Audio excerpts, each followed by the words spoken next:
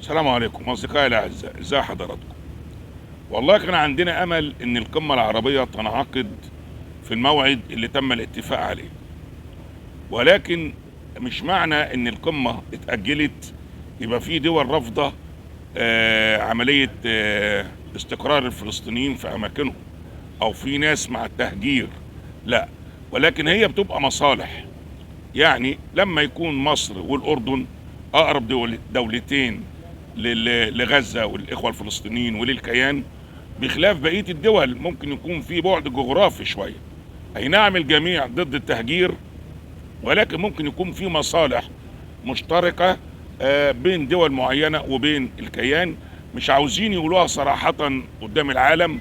الله أعلم إيه اللي ممكن يكون في الرؤوس، ولكن الحقيقة تقال يعني إن إحنا كان نفسنا يتم موعد القمة في ميعاده، يعني نكون على قلب رجل واحد زي ما اتكلمنا قبل كده وقلناها مرة واثنين وثلاثة.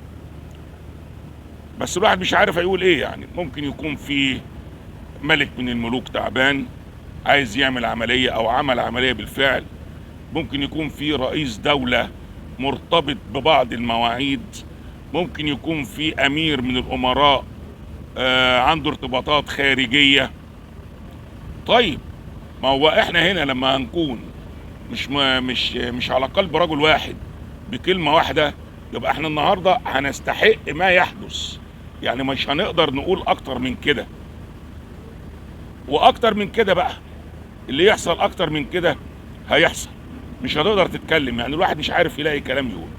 لكن الكيان مستاء وقلقان ومضطرب مما يحدث في ارض سيناء. وانا قبل كده كنت عملت نداء للسيد الرئيس عبد الفتاح السيسي وقلت له لوحدينا، كأن سعادتك لوحدك، مش عايزين نستنى حد.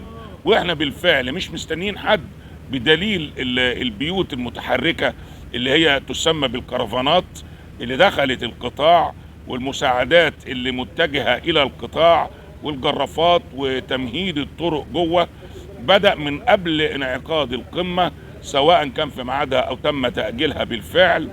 فاحنا مش مستنيين يعني بأمر الله، وهو ده اللي مفروض يتعمل على قدم وساق. ولكن الموضوع شائك بدليل ان في بعض المكاتب احتمال والله اعلم تم فتحها في القطاع، مكاتب سفر، على اساس اللي عايز يسافر بره يا جماعه اهلا وسهلا بيه، نوديه الدوله اللي هو عايزها. الغرض في النهايه ان هم عايزين يفضوا غزه من اهلها بطريق شرعي بقى، زي ما اتكلم قبل كده الرئيس ترامب. ولكن احنا كان املنا في انعقاد القمه في ميعادها، ويكون في بيان ختامي للقمه الكل يتفق عليه، في سبيل ان الكل يقول لا للتهجير. ولكن والله اعلم بقى، احتمال حد يلاقي نفسه هيكون في وضع مواجهة مع اكبر دولة على مستوى العالم او الرئيس ترامب، حد هيكون في مواجهة مع الكيان وفي مصالح مشتركة بينهم، الله اعلم. ولكن يا اخوانا لا يصح الا الصحيح. ان انا النهاردة لما اوافق على الكلام اللي بيحصل ده او اللي عاوزينه يحصل، بكرة الدور هيجي على الكل، لان الكيان بيحلم بدولة عظمى تنافس امريكا، مش هتكون مجرد وسيط او حليف او مساعد ليهم، لان هم باموالهم اللي بيتحكموا مين يمسك الرئاسة في امريكا.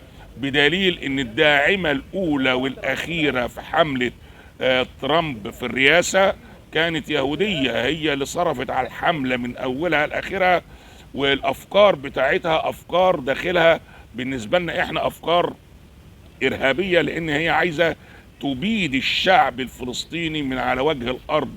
مفيش حاجة اسمها فلسطين ولا غزة ولا الكلام ده كله. هي عايزة تشوف الكيان بس هو اللي مسيطر على الشرق الاوسط. شفنا ترامب وهو بيمول الكيان بقنابل، يعني مش عايزين نقول عليها محرمة دوليا، ام القنابل ولا يوم القيامة ولا ايا كان المسمى بتاعها، في سبيل ان لما اتسأل طب انت راجل بتدعو للسلام ولا بتدعو للحرب، قال انا بدعو للسلام من منطلق القوة. يعني انا ابقى رجل ادعو للسلام، ولكن انا اكون قوي. يعني انت لازم تخاف مني. طب وهو ده سلام عادل؟ ده مش سلام عادل. انت عاوز السلام لكن انت ما عندكش العدل، ما عندكش العدل اللي ربنا بيؤمر بيه كل الديانات. فيا اخوانا يعني كان نفسنا برضو ان احنا نعقد القمة في ميعادها، ويكون في بيان افتتاحي للقمة الكل يتفق عليه، وبيان ختامي للقمة الكل يتفق عليه، وهو لا للتهجير، لا للقضاء على القضية الفلسطينية، لا للمساس بباقي او ما تبقى من الشعب الفلسطيني. وقلنا قبل كده ان يا ريت الحكومة الفلسطينية تتحد على كلمة واحدة عشان نقدر نلم الخراب اللي بيحصل من حوالينا. لكن لا الفلسطينيين عايزين يتحدوا، ولا العرب عاوزين يجتمعوا على كلمة رجل واحد.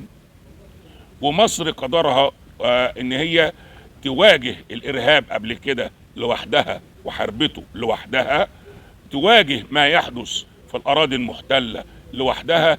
ويا فرحتي بشوية المساعدات اللي بيجوا من بره عبارة عن اكل او شرب او خلافه، اهلا وسهلا بكل دوت، ما قلناش حاجة. ولكن جنب المساعدات لازم يكون في كلمة نتفق عليها، ان الشعب ده من حقه دولة مستقلة، وعاصمتها القدس الشريف كله، مش قطعة منه ولا الشمال ولا الجنوب، ولا القدس الشريف يكون عاصمة لهذه الدولة اللي احنا كلنا مفروض ننادي بيها. بصراحة يعني مصر في موقف لا تحسد عليه، ولكن شعب مصر موجود ورا القوات المسلحة المصرية. مش هنسيب بلدنا فريسة لأيا كان قوته على مستوى العالم كله. مصر قدام القوات المسلحة وورا القوات المسلحة، شعب مصر ورا القيادة السياسية، كلنا على قلب رجل واحد بأمر الله. هنعمل كل اللي نقدر عليه، وكل ما أوتينا من قوة هنعمله، ومش هنبخل على شقائنا في الأراضي المحتلة. بس نفسه هم الأول يتحدوا على كلمة واحدة، على إدارة واحدة، ورا رئيس منتخب واحد، علشان نقدر احنا كمان نتحد على كلمة، ويبقى في مصلحتهم وفي مصلحة الجميع، وربنا يوفقنا جميعا لما فيه خير للبلاد. تحيا مصر، تحيا مصر، تحيا مصر. اشوف وشكم بخير. السلام عليكم.